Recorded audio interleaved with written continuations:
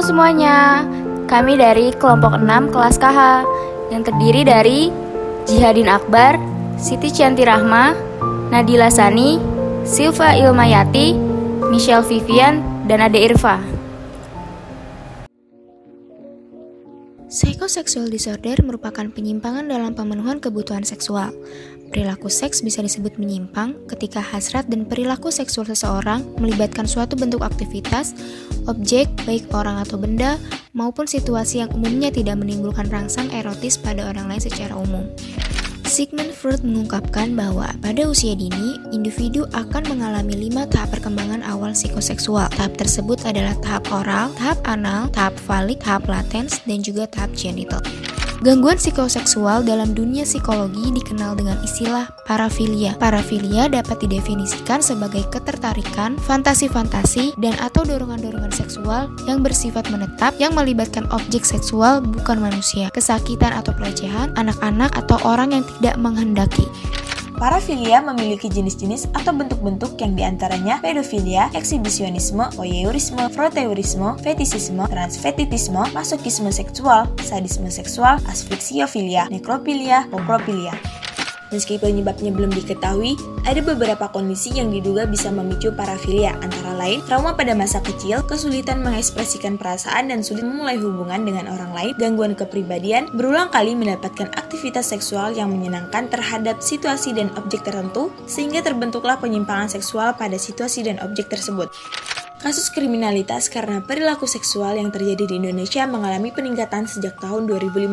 Data dari Komisaris Perlindungan Anak Indonesia atau KPAI pada tahun 2019 di mana kasus kekerasan seksual sebanyak 183 kasus, sodomi atau pedofilia terdapat 54 kasus, aborsi 44 kasus, pornografi dan cybercrime mencapai 4.448. Kasus kriminalitas perilaku seksual disebabkan karena adanya keterlambatan perkembangan psikoseksual. Sayangnya, sebagian besar kasus kelainan seksual atau parafilia belum bisa disembuhkan secara total. Untuk menangani kelainan seksual, ada beberapa langkah yang bisa dilakukan, yaitu konseling dan psikoterapi untuk membantu pasien mengontrol dorongan atau impuls seksual. Pemberian obat-obatan misalnya obat antidepresi dan obat antiandrogen untuk mengontrol hasrat seksual. Terapi perilaku untuk mengatasi perilaku seks yang menyimpang atau untuk mengatasi masalah psikologis lain yang mungkin juga diderita oleh pasien, misalnya penyalahgunaan minuman beralkohol atau narkoba. Mengobati kelainan seksual sangat penting untuk dilakukan jika tidak terkontrol hasrat seksual yang menyimpang, bahkan bisa membuat pasien beresiko melakukan kekerasan atau pelecehan seksual terhadap orang lain di masyarakat. Untuk kali ini, sesuai dengan tema video pembahasan psychosexual disorder, kami akan membahas lebih lanjut tentang contoh kasus parafilia yang terjadi di Indonesia baru-baru ini, yaitu kasus eksibisionis. Sebelumnya, apa itu eksibisionis? Eksibisionis adalah perilaku seseorang yang kerap mempertontonkan organ kelaminnya pada orang asing. Tujuan pelaku eksibisionis ini biasanya ingin membuat orang lain terlihat terkejut, takut, atau terkesan dengan perilaku yang ia pertontonkan. Contohnya, ada satu kasus penyimpangan seksual yang terjadi di Indonesia, di mana kasus pelaku eksibisionis yang muncul dan beraksi di Stasiun Sudirman. Sebelumnya, sebuah video viral di media sosial memperlihatkan aksi seorang pria eksibisionis kepada seorang perempuan yang sedang berjalan kaki saat melintas di trotoar dekat Stasiun Sudirman, Jakarta Pusat. Video itu diunggah oleh akun TikTok korban @embaak pada Kamis 21 Oktober. Dalam video tersebut, korban membagikan pengalamannya bertemu eksibisionis yang beraksi pada 15 Oktober pukul 19.00 waktu Indonesia Barat. Pelaku eksibisionis ini kemudian ditangkap pada Sabtu 23 Oktober malam di lokasi yang sama seperti dalam video yang muncul dan viral di media sosial. Eksibisionisme ini dapat menimbulkan dan memberikan efek trauma yang cukup signifikan bagi korban. Berdasarkan laporan korban, efek negatif yang muncul berupa merasa menjadi korban kekerasan, perubahan perilaku, bahkan stres psikologis jangka panjang.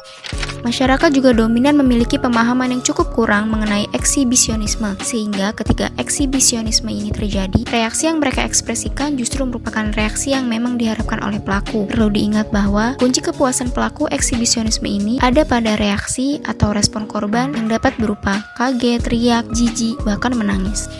Terdapat cara menghindar agar tidak menjadi korban, terutama pada anak dan juga remaja. Pertama, ajari seks edukasi sejak dini. Kedua, mengajarkan untuk berani menolak dan mengatakan tidak pada apa yang membuat mereka tidak nyaman. Ketiga, memberitahu ciri-ciri pelaku seksual. Keempat, menciptakan hubungan yang baik dengan keluarga, terutama orang tua. Kelima, hindari berpergian dengan orang yang baru dikenal. Dan keenam, hindari tempat sepi.